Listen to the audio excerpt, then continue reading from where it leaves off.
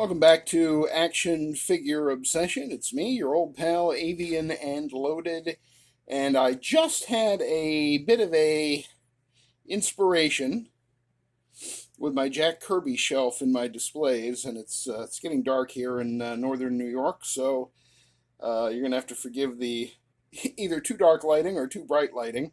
I don't think there's going to be any in between, but I wanted to show you what I did. In the center there is not a Doctor Doom action figure, but it is a 1/12 scale Doctor Doom statue that I believe was produced by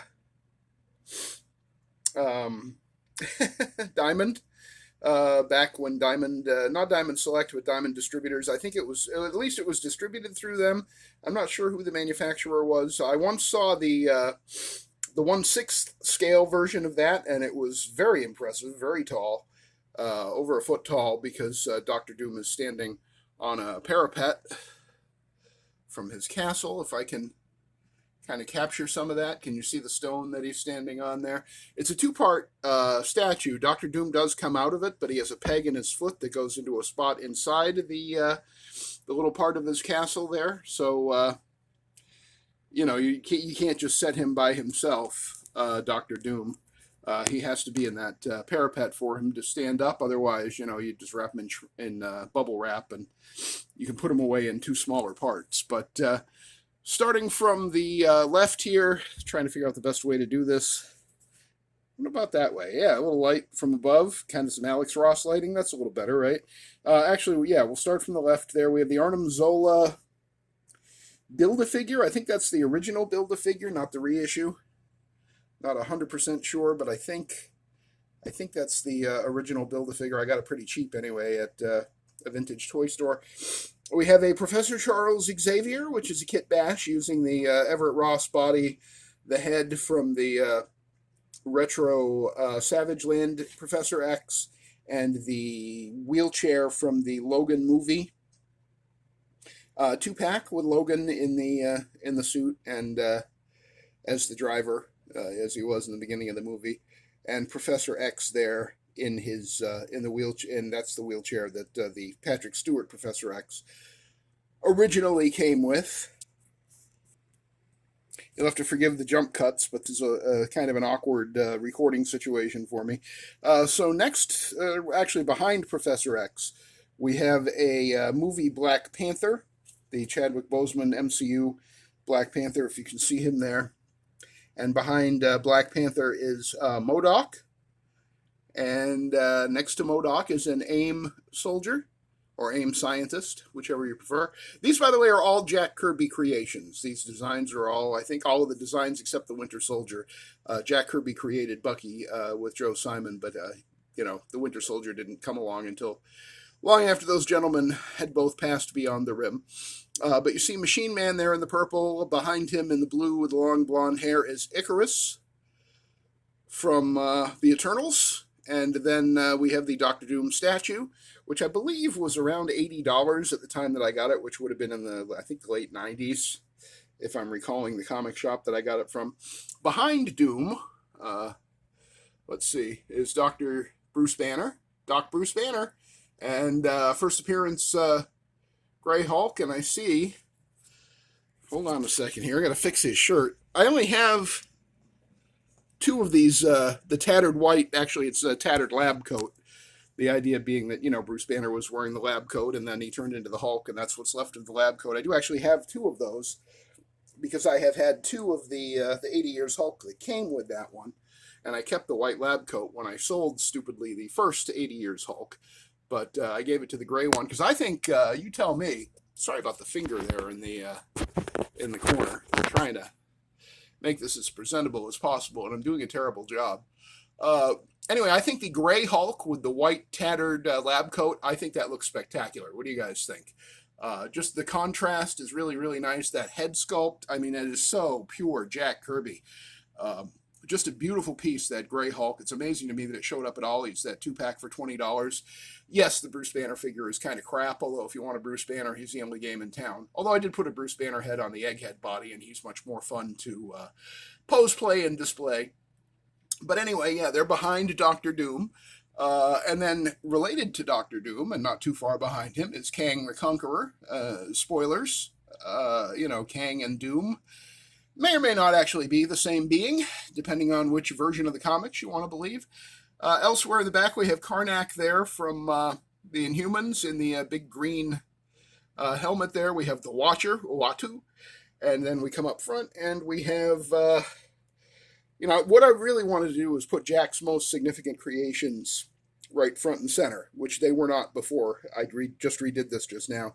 So with the Invisible Woman, Sue Storm, we have Reed Richards, we have Herbie the Robot, who actually was a Jack Kirby creation for the 1970s Fantastic Four animated series, because the licensing to the Human Torch belonged to someone else or some other company, and they couldn't use the Human Torch in that cartoon.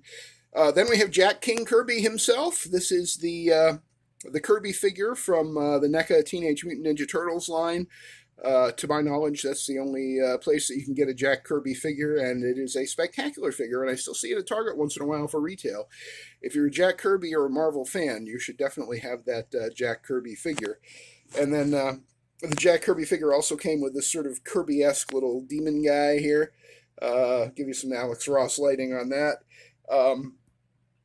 I think he may have appeared in the same episode as the character Kirby in the Teenage Mutant Ninja Turtles animated series. It definitely looks like a Kirby design.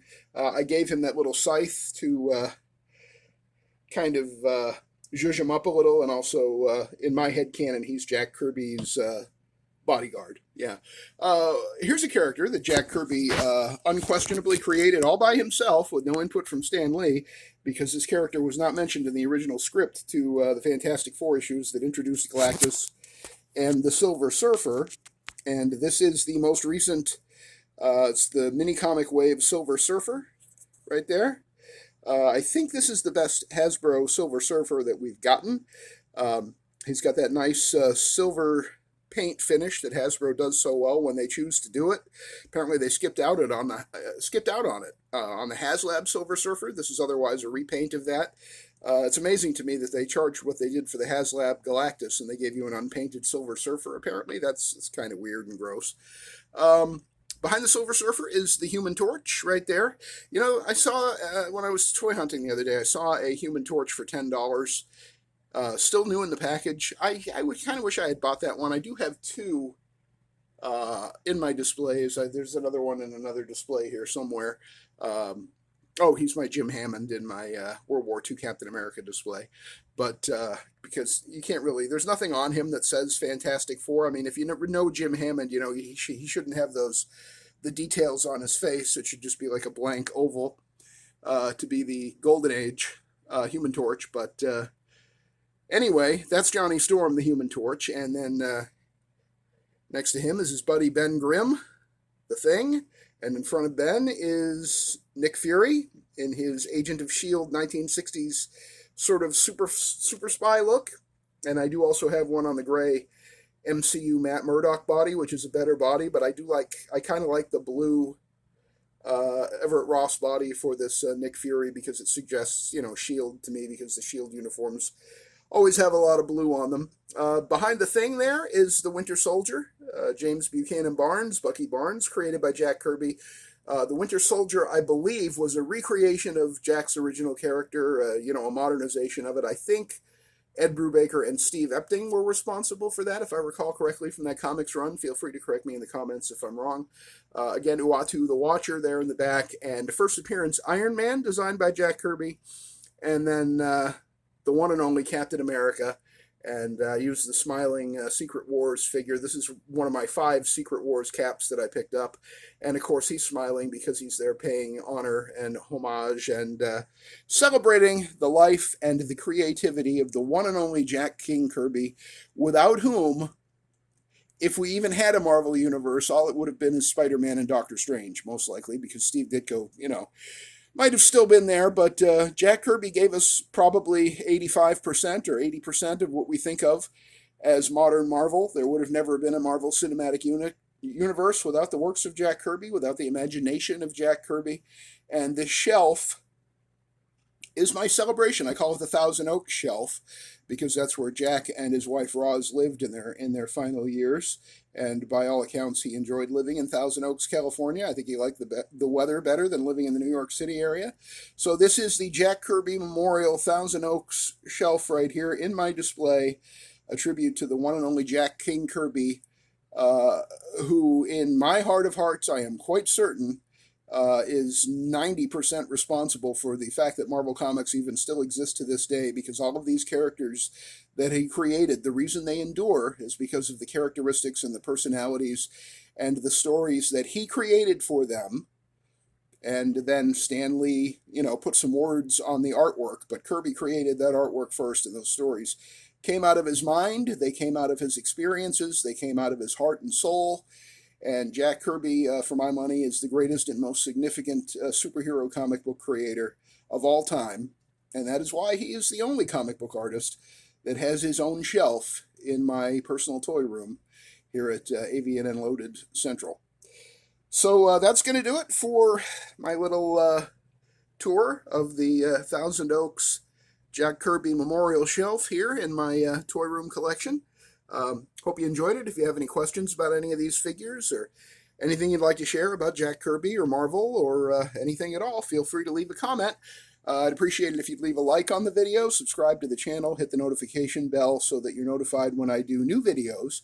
And if you know anyone you think might enjoy this content, please share the video and let them know what we're up to here with Action Figure Obsession. That'll do it for now for me and for Jack King Kirby. We'll see you on the next one.